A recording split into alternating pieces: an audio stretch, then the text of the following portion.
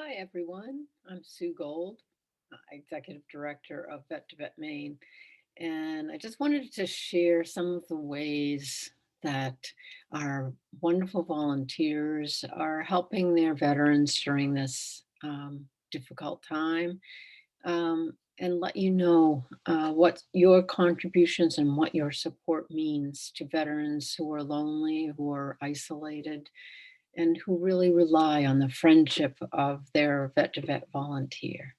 So here's some stories for you.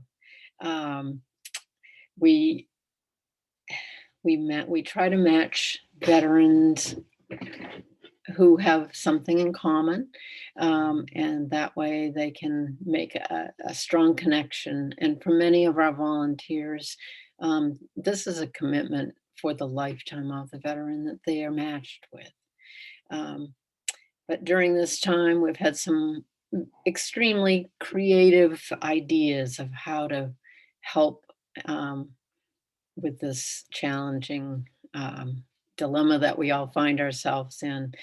For example, I was talking to one of our veterans, and his volunteer had dropped off some homemade soup that the veteran told me that the volunteer's wife had made. Well, I told the volunteer, and he said, well, he was really happy to learn that his veteran enjoyed the soup, but he was the one who made it. And another volunteer organized an effort to put together some care packs with puzzles and books and videos, so that the veterans that we visit would have something to keep their mind occupied during these hours, these long days, going into winter. Um, another veteran has spent Another veteran volunteer has spent hours with his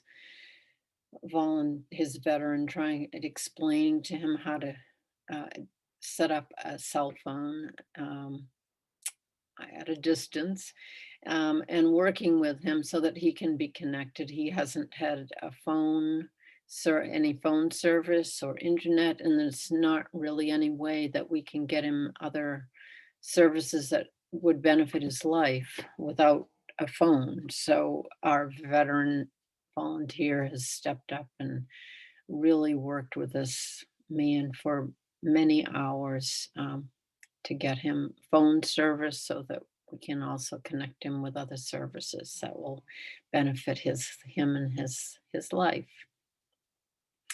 Um, Another example of the kinds of things that our volunteers have been able to do.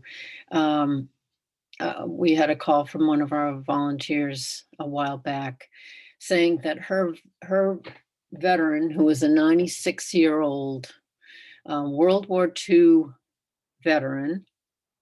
She had been in the nursing service, and her daughter had been trying for 2 years to get her a VA pension, so that she would be able to continue to live in the assisted living place, where she had her residence. Uh, she was It was getting to be a real emergency now because she was running out of money and she was going to have to move if they didn't approve her VA pension. So when we heard that, we took the dilemma to uh, Congresswoman Shelley Pingree's office, Pam Trinwood, and in 3 weeks' time, we got another call from the veteran's daughter who was so grateful. They had just heard word from the VA that the pension had been approved retroactively for 2 years. So the veteran will be able to remain where she is and not have to worry about paying for the service. Another example, in the past, we had a wonderful volunteer who was so attuned to what his veteran needed, to make him happy. And this was a veteran who had no one else. he had been estranged from his family for many years.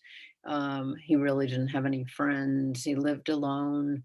His wife had died about a year and a half before, and she had been a wonderful seamstress. And this veteran had been he had been a dog trainer, and so his wife, when she was living, she had bought some fabric for a vest so that she could make him a vest with dogs all over it. And this veteran showed his volunteer this fabric. His wife had died before she was able to make him this vest.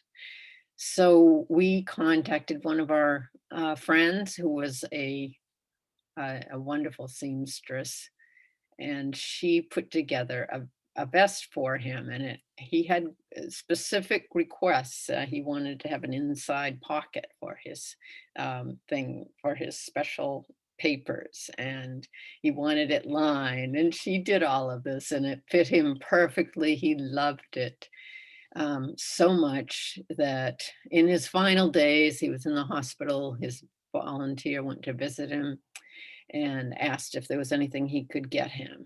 And he said yes, he would really like to have his vest. And so the volunteer brought it to his hospital bed and helped make his final days a little happier.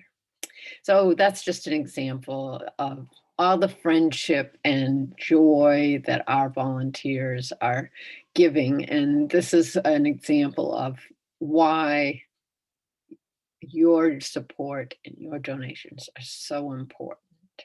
Thank you for continuing to support us, and we will continue to share our stories.